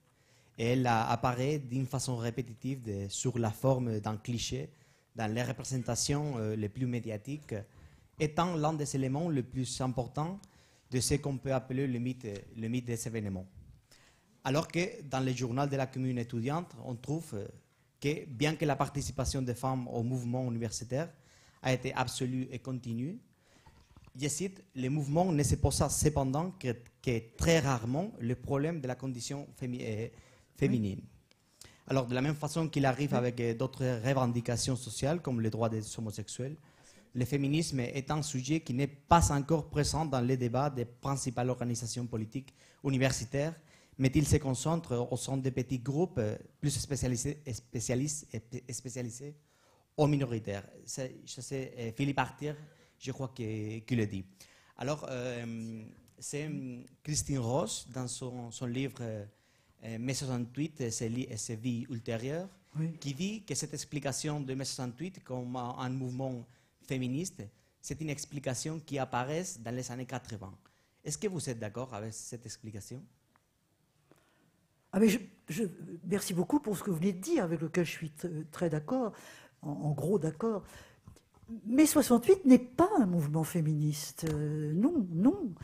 C'est tout à fait autre chose, c'est un mouvement politique, social, tout ce que vous voulez. Où sont les femmes? Où sont les femmes? Elles sont présentes. Mais c'est pas ça a été un mouvement où il y a eu beaucoup de libération sexuelle dans les fêtes. Hein, dans les fêtes, ça a été considéré comme un peu la fête du sexe aussi, un mouvement de rencontres, etc., etc. Peut-être d'ailleurs moins qu'on ne le dit, en fait, hein, parce que les étudiants à la Sorbonne, ils étaient quand même drôlement occupés par les mouvements politiques, etc., etc. Oui, non, non, 68 n'est pas un mouvement féministe, mais le féminisme naît de 68 quand même, là, beaucoup, je crois tout de même. Parce que, je vais me répéter un petit peu, mais les femmes étaient présentes, on ne les tenait pas tellement en compte. Dans la Sorbonne occupée, il y a eu quand même deux femmes, Anne Zelinsky et Jacqueline Feldman, qui étaient des disciples de Simone de Beauvoir d'ailleurs, et qui ont organisé une réunion sur, je ne sais plus le titre que ça avait, vous voyez, je devrais le savoir pourtant, sur la question des sexes, les femmes, la sexualité, etc. Elle s'attendait d'ailleurs à ce qu'il n'y ait personne. En réalité, il y a eu beaucoup de monde. Il y a eu beaucoup de monde. Mais ça n'a pas continué. Elle le raconte elle-même. Elle dit ça a été... Oui, elles ont mis une pancarte, tout le monde pouvait mettre des pancartes, il y avait des réunions sur tout ce qu'on voulait. Elles ont mis une pancarte, il y a eu plein de monde, les gens en ont beaucoup parlé, et puis c'était sans lendemain. Voilà, c'était sans lendemain. Et c'est un peu pour ça que finalement le MLF est né. Il est né aux États-Unis, bien entendu, mais il est né en France de cette carence-là, de cette carence. Françoise Pic, qui était étudiante à ce moment-là, a écrit un très beau livre qui s'appelle Les années mouvement, les années mouvement, les années 68 et après, et elle raconte très bien ça. Elle-même, elle appartenait au mouvement Révolution, c'était un mouvement gauchiste assez radical, mais elle était très engagée, mais elle constatait que les femmes, c'était pas une question, et que si les femmes voulaient vraiment se faire entendre, c'était elles qui devaient poser la question. Voilà. Et ça a été important. Enfin, je crois que je fais un peu répéter ce que vous racontez, ce que vous voulez dire. Bonjour. Je suis ici. En haut à gauche. Enfin, milieu. Non, c'est bon, je reviens sur le différentialisme, sur le débat entre le différentialisme et l'universalisme. Vous dites qu'on cherche des écrits de femmes, des paroles de femmes. Est-ce qu'à l'époque du développement de l'histoire des femmes, on écrit comme une femme? Est-ce qu'on sent que c'est une femme qui écrit et donc ces écrits n'auraient pas pu, enfin cette histoire des femmes n'aurait pas pu être faite par un homme? Et surtout, est-ce qu'on tend aujourd'hui vers un universalisme dans les écrits sur l'histoire des femmes? Alors, y a-t-il plusieurs façons d'écrire l'histoire? C'est pas simple, votre question, en réalité. Oui, par les questions qu'on pose, quand même. Ça, c'est fondamental. Je pense que l'histoire des femmes est née de la question « Où sont les femmes? Ont-elles une histoire ?» Et c'est né du mouvement des femmes. Là, vraiment, il y a une origine militante, existentielle, plus largement que militante, existentielle, portée par des femmes qui en ont pris conscience, qui militent, mais à partir du moment où elles sont historiennes, elles entendent faire de l'histoire bien, quoi. Voilà. Hein. Il ne s'agit pas du tout de dire que les femmes ont toujours raison. Ça n'a aucun sens. Les femmes ont parfois raison, parfois pas raison. D'ailleurs, c'est peut-être même pas une question historique. Non, c'est pas ça. Il faut prendre les instruments, chercher, piocher, trouver de nouvelles sources, poser de nouvelles questions, et voilà. Alors, dans notre histoire des femmes en Occident, on était très pénétrés par l'idée de la parole des femmes. En effet, il fallait pas seulement que nous construisions notre propre analyse, notre propre discours, il fallait essayer de faire entendre cette parole. Chaque volume, nous l'avions décidé, se termine par un texte de femme pris dans la période recouverte par le volume en question. Par exemple, Pauline Schmitt, qui a dirigé le volume sur l'histoire ancienne, l'histoire antique, termine par un très beau texte de la martyre Perpétue, qui écrit une lettre alors qu'elle va être martyrisée, elle va mourir, où, évidemment, c'est très féminin, ça, on peut dire. Elle a un enfant et elle pense à cet enfant.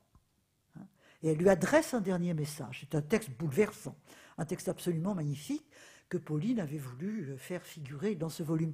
Et dans le volume médiéval, Danielle Régnier-Boller, alors elle n'a pas seulement, il n'y a pas seulement un texte de conclusion des femmes, il y a tout un chapitre sur paroles de femmes où véritablement elle essaie de faire entendre. Alors au Moyen-Âge, il y a quand même beaucoup de choses.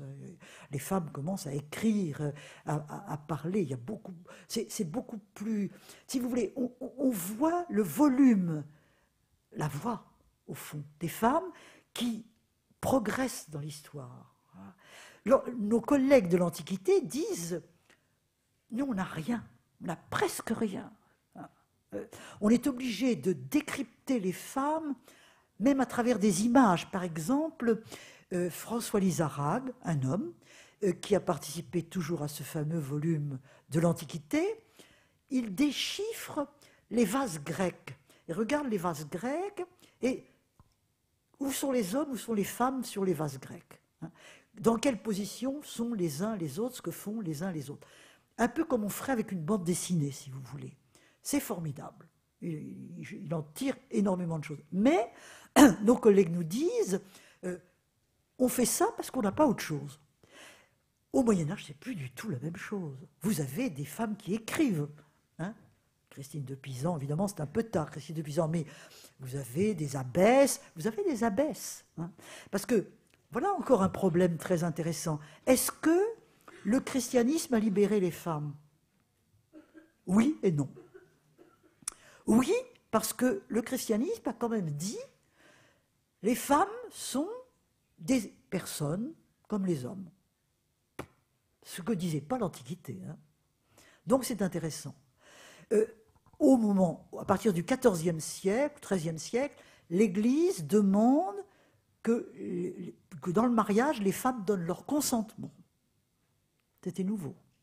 Ce qui ne veut pas dire qu'on leur a demandé. Alors là, il a fallu beaucoup, beaucoup de temps pour que ce soit vraiment réalisé. Alors là, c'est encore tout à fait la différence entre la théorie et la pratique.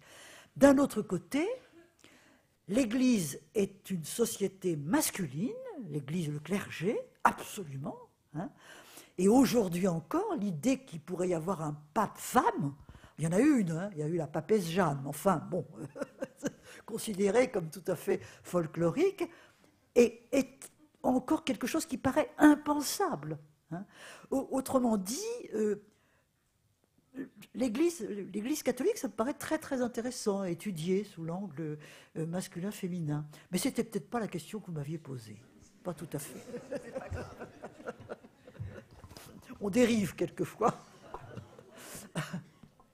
Mais pour les voix, oui, si vous me posiez des questions sur les voix, faire entendre les voix de femmes, oui, c'était notre souci et c'est très important.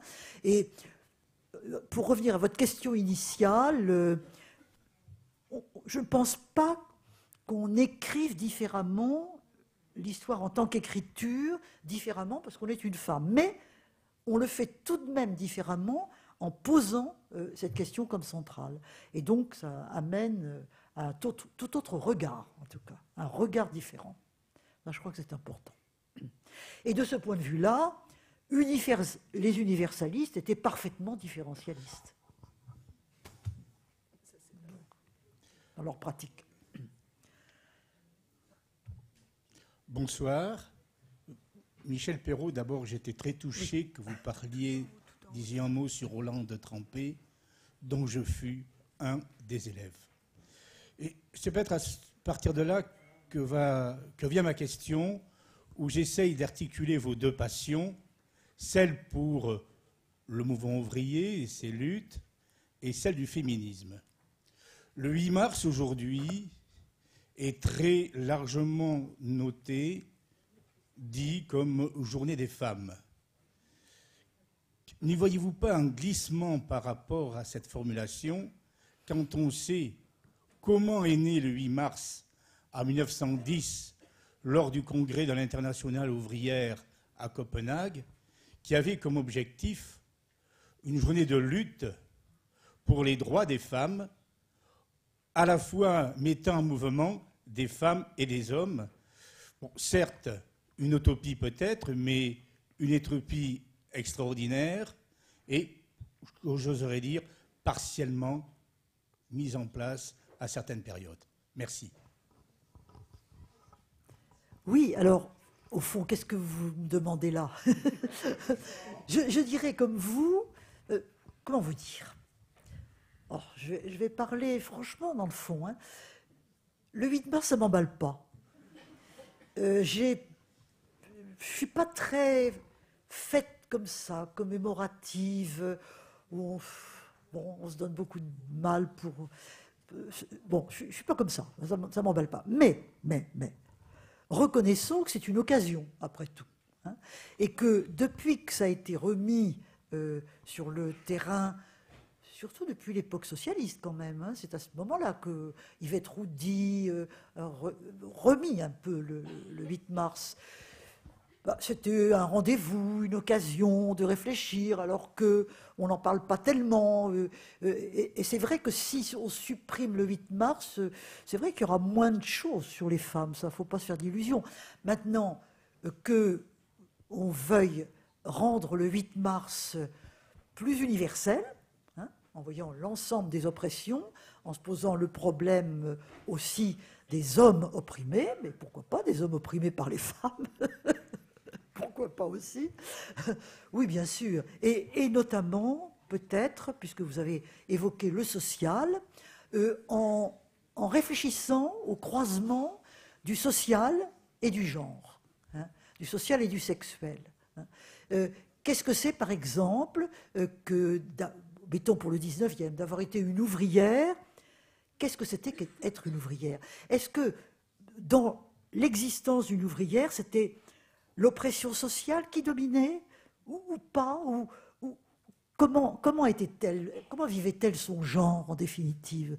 Ben ça, c'est des choses sur lesquelles on ne sait pas toujours grand-chose. Quand j'ai travaillé sur Lucie Beau, publiant ce livre qui s'appelle Mélancolie ouvrière, Lucie Beau, si on regarde son histoire, eh bien, dans le fond, elle a été dans sa lutte plus soutenue par le mouvement ouvrier, notamment Oda, qui était un Italien et pour lequel elle avait beaucoup d'admiration. Gérard Mordilla, dans le film qu'il a fait à partir de la rend amoureuse d'Oda, après tout, pourquoi pas, peut-être, hein, j'en sais vraiment rien, mais pas par sa famille. Voilà. Au fond, cette femme-là, le mouvement ouvrier en l'occurrence, et pourtant le mouvement ouvrier n'était pas féministe en général à cette époque-là, non, pas du tout, mais il a quand même vu en cette femme une femme exceptionnelle qui se battait pour les femmes, surtout pour les Italiennes. Elle se battait beaucoup pour les Italiennes. Et du coup, Oda, qui était militant italien, ça a fait tilt pour lui et il a trouvé formidable et il l'a beaucoup soutenu. Alors que, encore une fois, ses parents l'avaient laissé tomber déjà depuis un certain temps. Ses filles étaient, une adolescente et une plus jeune, souffraient de la voir engagée comme elle était. Et si elle a fait une tentative de suicide, cette femme, hein, elle l'a mis sur le document que le commissaire de police a retrouvé pour chagrins familiaux. Autrement dit, là, c'était la famille qui était pour elle le poids le plus grand. Et en l'occurrence, le mouvement ouvrier a été une peut-être porte ouverte à un petit peu plus de liberté. Donc, la question du sexuel et du social, du genre, dans la classe ouvrière, est un problème important, autrefois et probablement aujourd'hui aussi. Très probablement aujourd'hui aussi. Bonsoir, Madame Perrault. Et ici, là. C'est bon, vous m'avez vu? Bon. J'ai une petite question, et je vais reprendre tant bien que mal votre métaphore du jet dans le vase. Ça concerne la langue finalement et l'histoire de la langue par rapport à la domination. On connaît évidemment l'histoire qu'on nous radote depuis qu'on est petit, le masculin l'emporte sur le féminin, les droits de l'homme et pas les droits des hommes, comme en espagnol on peut le dire, derechos humanos ou human rights. Mais plus concrètement, je voulais voir avec vous comment vous percevez ce que montre Pierre Bourdieu, par exemple, dans la domination masculine, c'est toute la verbalisation qu'il y a autour des mots, notamment dans les rapports sexuels, entre le masculin qui est vu comme quelque chose de positif, on montre la verge qui est positive. Je ne vais pas utiliser les mots qu'il emploie de manière très argotique ici, mais entre le positif et le négatif qui est associé directement à la femme qui, elle, doit subir en fait l'acte.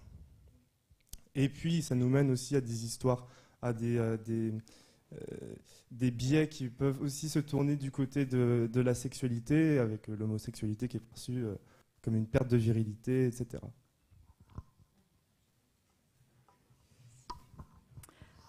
Oui. Alors, je pense que c'est un véritable champ d'étude, hein, de savoir en effet comment la langue est structurée et comment les mots de l'amour ou de la sexualité sont construits. Et c'est pas très étonnant, au fond, hein, qu'il y ait cette vision du corps des femmes comme quelque chose qu'on pénètre, qui est passif, qui est ceci, qui est cela, et qui finalement contribue à donner l'image d'une sexualité qui ne serait que passivité. Or, nous savons bien que c'est plus...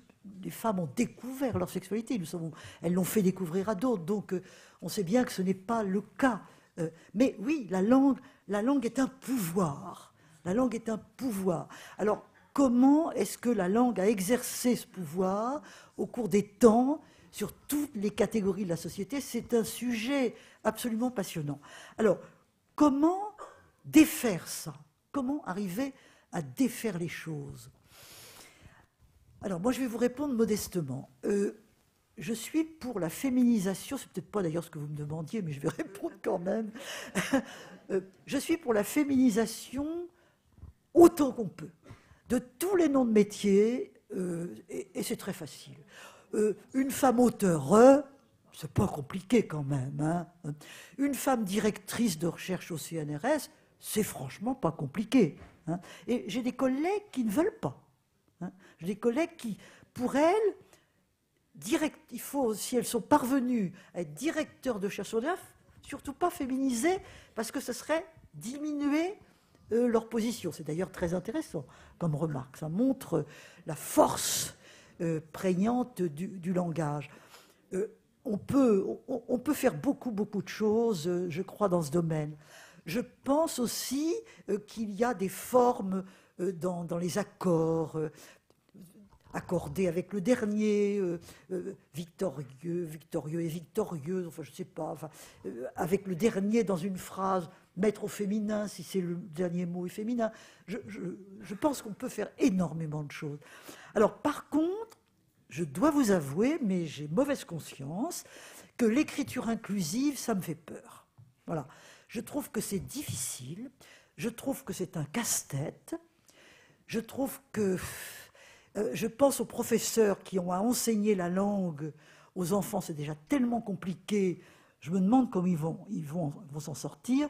Donc je vous avouerai que je ne suis pas fanat, mais qu'en disant ça, je n'ai pas extrêmement bonne conscience. Une de mes collègues et amies, Eliane Viennot, qui est littéraire, a publié un livre là-dessus, se bat beaucoup pour ces questions-là.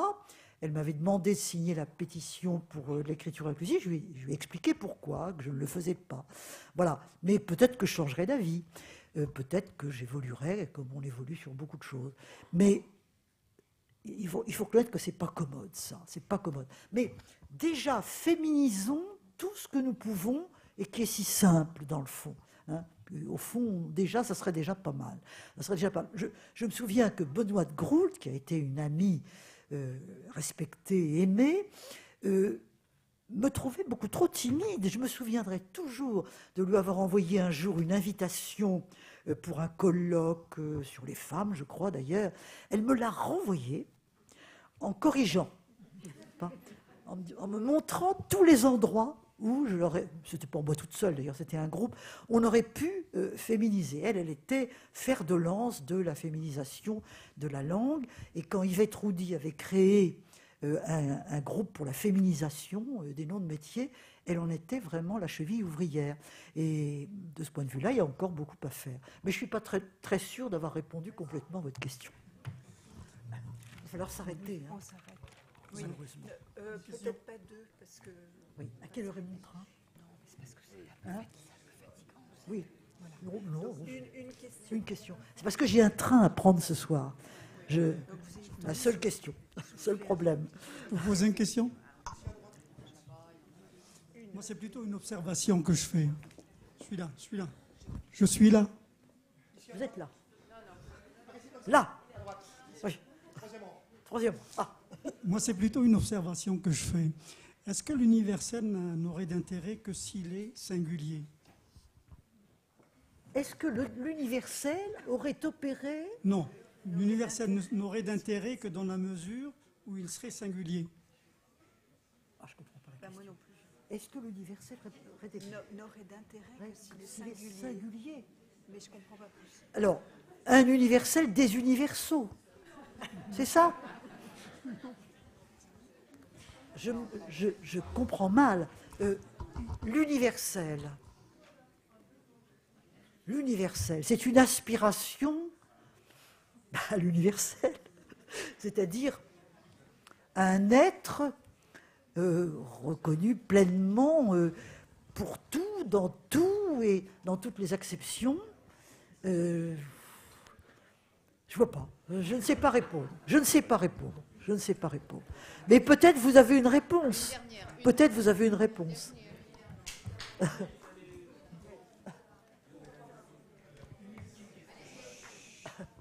Pardon? Quelqu'un a la réponse? Ah non, j'ai juste une question avant. Oui, donc je voulais revenir un peu sur la notion de différentialisme et d'universalisme. Et au niveau de la production artistique, je me demandais si justement une certaine différenciation, reconnaître que les femmes ont produit différemment de par leurs oppressions et de par leur histoire, permettrait de les inclure dans un universalisme qui serait beaucoup moins sous le prisme masculin. En fait, est-ce que justement reconnaître le travail des femmes permettrait de l'inclure dans l'universel et changer cette définition de l'universel? Oui, la réponse est oui, ça absolument. Reconnaître le travail des femmes, c'est ça qui, en effet, peut contribuer. Alors, juste une remarque, il y a quelques années, il y a eu à Beaubourg une grande exposition qui s'appelait Elle, au pluriel, E-2-L-E-S, et où étaient montrées beaucoup d'œuvres de femmes. C'était formidable, formidable.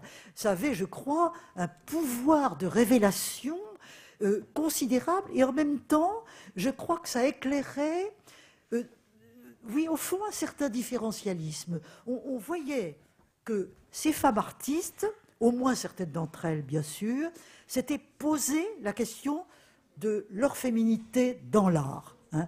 Et qu'est-ce que ça voulait dire être une femme dans l'art? Avoir un corps de femme et l'exprimer dans l'art, etc. Et c'était vraiment illuminant, je trouve. J'ai gardé un souvenir ébloui de ça. Il y avait d'autres œuvres. Non, il y avait des œuvres où on ne pouvait pas savoir si c'était signé par un homme ou par une femme. C'était un peu indistinct. Et je crois qu'il faut admettre ça aussi. Une femme n'est pas...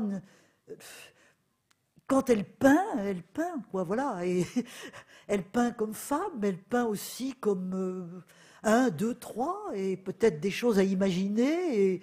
Et oui, c'est compliqué, mais en tout cas...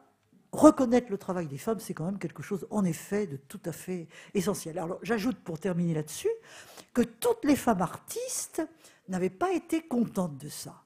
Il y en a, justement, qui disaient « Moi, je suis peintre, point final. Hein, et par conséquent, je ne veux pas être cataloguée comme femme.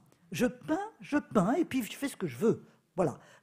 Et ça, il faut reconnaître aussi, une femme comme George Sand, par exemple, elle a pris un pseudonyme masculin parce que, à son époque évidemment, elle ne voulait pas être cataloguée comme femme auteur. Ne dites surtout pas que je suis une femme auteur, disait-elle. Non. Pourquoi? Parce que les femmes auteurs, elles écrivaient des trucs un peu guimauves, qu'on leur demandait naturellement, des choses pour enfants, des livres de cuisine, des romans un peu à l'eau de rose, etc., etc. Elle disait non. Moi, je veux être un écrivain. Et son modèle, au fond, c'était son alter ego, c'était Victor Hugo, entre autres. Et elle voulait avoir ce nom masculin dont elle a été tellement fière. Alors là, vous parliez tout à l'heure des noms qu'on transmet. Elle disait, moi, j'ai fait mon nom, et c'est ce nom-là que je transmets à mes enfants. Elle avait balayé les du devant, du pain, tout ça. Elle avait tout balayé, elle avait créé son nom, et elle avait donné son nom. Et de ce point de vue-là, c'est quand même une femme assez formidable.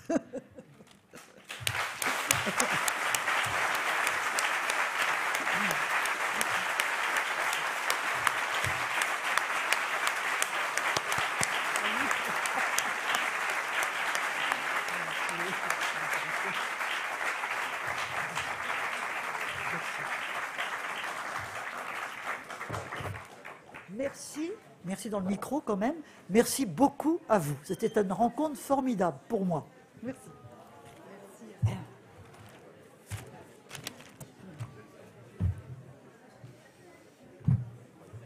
Alors, oui.